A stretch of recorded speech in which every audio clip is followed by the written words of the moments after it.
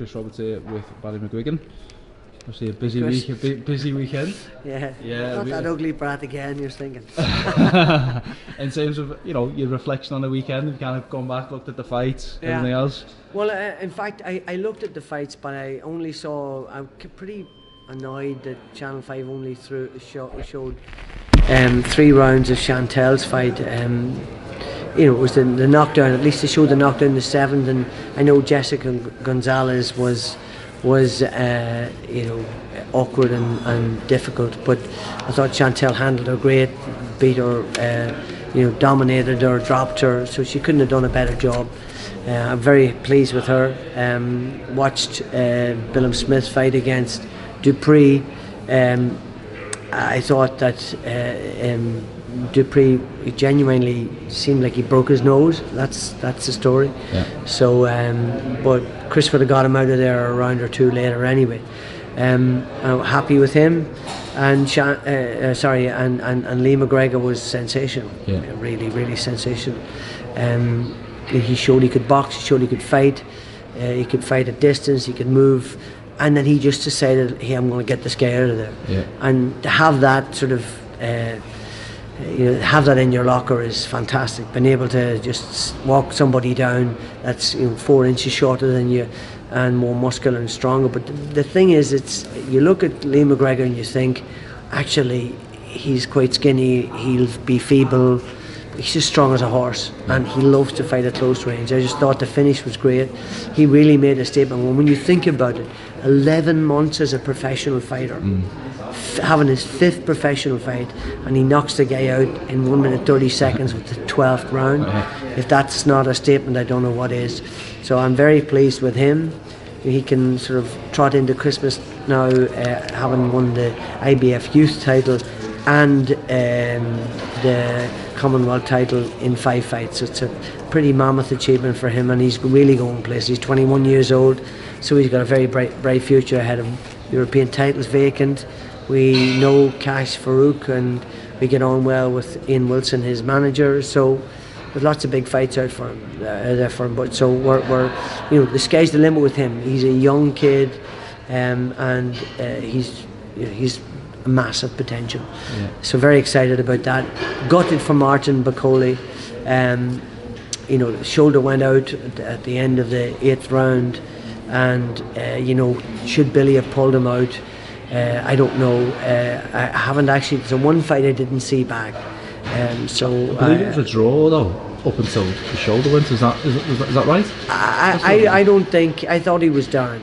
And let's be honest about it. I thought he was at least a couple of rounds down. Someone told me, I don't know where they got the information from, but in terms of the official scorecards, right, it was level.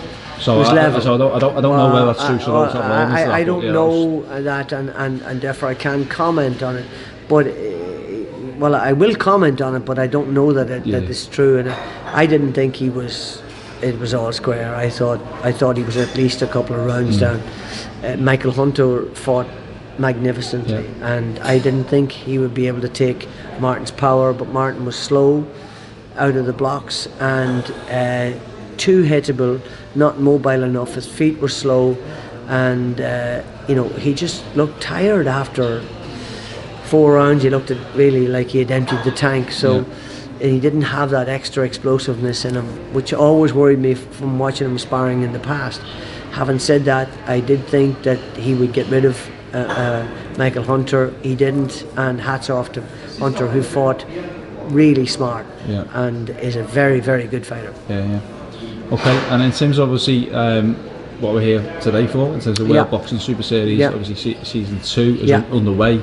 Obviously Josh Taylor, that was the press conference for today. I just want to start in terms of, before we talk about sort of season 2, Josh Taylor, in terms of your reflection on the success of series 1, sort of what did you make of that overall series? I thought it's a great new concept.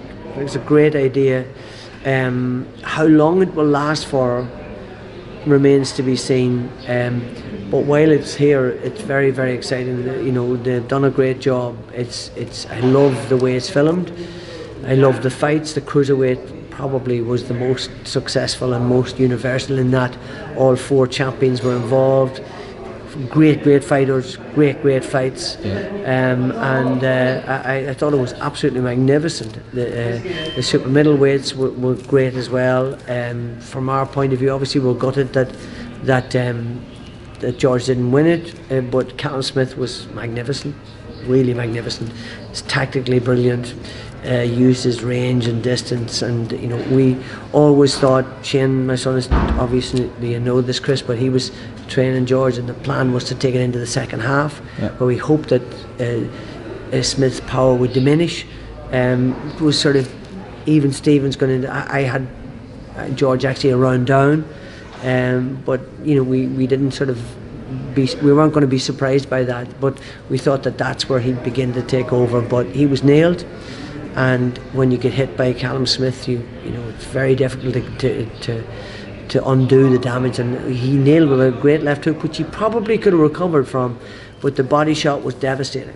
Body shot just took all the wind out of him, and it was the body shot that George admitted he couldn't get over. It's a terrific shot. So hats off to Callum Smith and Joe and the boys up there. Great performance, very well done, and he will be hard to beat.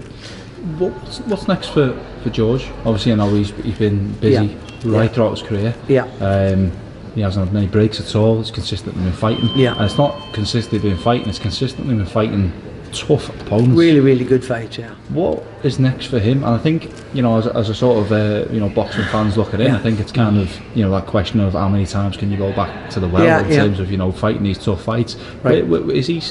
Obviously it's still early days, but do you think he'll kind of still have the desire to continue in Chris, I cannot speak for George, and it's a very personal thing to decide where you go after getting beaten and having committed yourself in your whole life to boxing. The decision on when to stop or at what stage to stop is a very personal thing, so that's none of my business. And I don't get involved. I don't manage George and I don't promote him. So he just know him, the fact that he trains with Shane in the gym and they're very close, but that decision is his and his alone, so I cannot comment on that.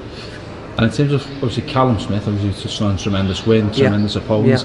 Obviously the World Boxing Super Series has propelled his profile just to a whole new level, and it's amazing really if you look at kind of after the Holzken fight, where Canada's profile was then, after knocking out kind of Rocky Field and in the journey and the decline of his profile to now have shot up. So it's that's the nature of the game. That's the nature of the game. You win some, you lose some, but you need fights that are going to put you into the spotlight.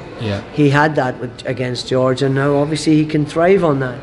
The tournament itself is a fabulous tournament. It circumnavigates a lot of the politics in boxing, and the money's obviously exceptionally good for these guys. And for me, for Josh in this tournament was a pretty simple scenario. We got ourselves into mandatory position with the WBC title, but the most likely scenario in that case would have been me travelling either to New York at the best and the West Coast at the worst for him to fight for the title. He didn't really want to do that because he draws such huge crowds here. I'd have preferred to have fought for the title at home, but we may not have had the budget to do that. So this tournament offered us a very sensible alternative in that there are not just one title, but there are two titles in it. And sure, it's it's all on the line here, but that's what we've always believed, that Josh is the style and the capabilities to beat any 140 pounder in the world. They're all talking about him being favourite. I ignore all that nonsense. We just want him to win each fight and win the world title. That's the most important thing. And how important is it to have, as you mentioned, them fighting in Scotland? How important it is to have the fight here at the Hydro? I think it's obviously, the World Boxing Super Series is great for the brand of the fighters, but it's also important to build that momentum, within your home base. I know he's fought here before, and he's already kind of got that. But how important is that to kind of get, the fight here and the country kind of behind his progression? For him, that's crucial. For him, that's the most important thing. He can't lose at home. it gives him an extra incentive. I know he's travelled all around the world as an amateur, and he's performed all over the world and performed brilliantly, and I know he can perform. He's already been on American TV in America on 2 occasions and over here as well, so you know, we've got him terrific exposure. Everybody was talking about him anyway before this tournament came up. This tournament offers him the chance to win 2 world titles, the ABF title. If he beats Martin, he fights the winner of Baron Czech and Yigit, who fight on the 27th of this month. So at least he knows where he's going for the next 3 fights. He's getting paid very well, and he gets a chance, as I said again, to win both the IBF and the WBA title. I believe he's the best 140-pound fighter in the world. Now we got to put our money where our mouth is. And in terms of his background of, you know, a successful amateur career and travelling around and everything else, how do you think that will benefit him in terms of the format of this tournament? And I suppose just a question on, you know, a lead-on question for that in terms of, you know, George and Callum, how you think the fight in Jeddah kind of affected them, or if it at all played any role in kind of their preparations? I think Jeddah is an unusual place. Have you been there? I've not. No, it's an unusual place. It's and they're very strict about the dress code and about going out with tattoos on and short sleeves, and everything needs to be covered up. The women are all covered, and so it's fairly strict in that sense. The temperature was stifling. It was 35 degrees every day, and humidity must have been 80-90%. It was incredible. It was like walking in the sauna all day long. Was it hotter than York Hall? Oh, it was almost as hot as York Hall. Almost as hot as that. In fact, probably not as hot as that. It was stifling the other night. But yeah, no. In all seriousness, so it was unusual in that sense. But they fought inside an air-conditioned arena. They were very well looked after. Everybody's very well looked after in this tournament. The coverage of it, the way they do it, standing on the podiums and all that sort of stuff before you go into like gladiators and all that, and the way they film the boxing is very good. They have unusual camera angles and all that, so it's all new. So it's all helping the profile of the sport. There's no question about it. But it's that kind of adaptability to that, isn't it? Do you know what I mean? If like you're being asked to do certain things or being asked to go certain places and being able to adjust with that, I think. Oh, and he's not spooked by that at all. And that's where sort of his pedigree in terms of travelling will come into play in this. Without a doubt, you know, having had, there's no question, having international amateur experience in fighting at the highest level, competing against Cubans and Americans and Russians and from Kazakhstan and the Ukraine, all the best boxing nations in the world. And going into strange places and having this funny food and strange circumstances and all that sort of stuff, getting used to that is all experience, is all money in the bank in that sense. So yes, he's done all that before. He will not be fazed by this at all. I would love to have, you know, he's got this fight, and again, it's each fight one at a time, and we're all our focus, and we've decompartmentalized everything. It's just. Ladies and gentlemen, may I have your attention, please? The hotel is not going to be conducting a fire alarm test. During this test, please refrain from using the elevators. Thank you.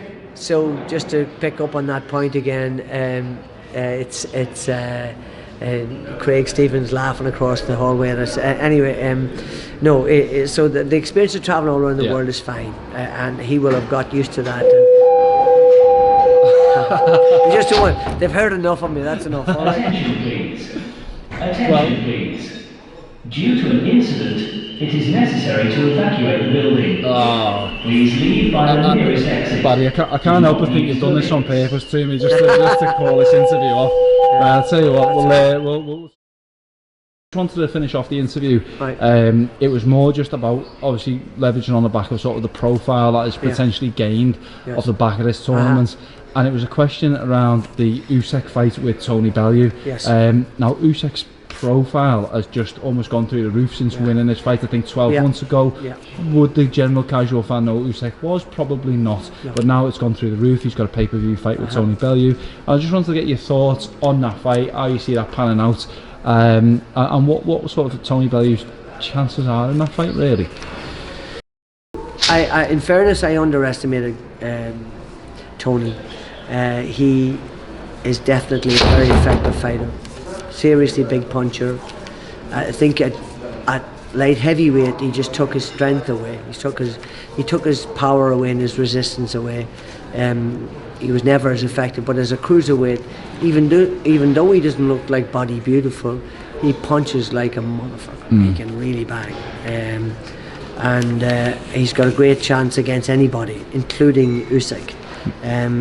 But you have to say, on the basis of what the guys that Usyk's beaten, like Gasayev, like Bradis, he's very, very good at nullifying guys. If you're a power merchant, he can take away your power by making himself hard to hit, by getting in close and upsetting your rhythm. So you'd have to make him favourite, but you know, Tony's got a puncher's chance with anybody. Yeah, he's quite a character as well. He's a character. There's no question about it. He can blow hot and cold, but he's definitely a character. Yeah. Well, as I say, it's the beauty of the World Boxing Super Series, and obviously, you know, hopefully the same for Josh Taylor. And you know, good luck, and obviously we're going to follow his progress through. Thank you very much. And thanks for talking to Fight Hub TV. And thanks, good man. Cheers. Thanks, Barry. Thank you. I'll see you in a couple of days. Yeah.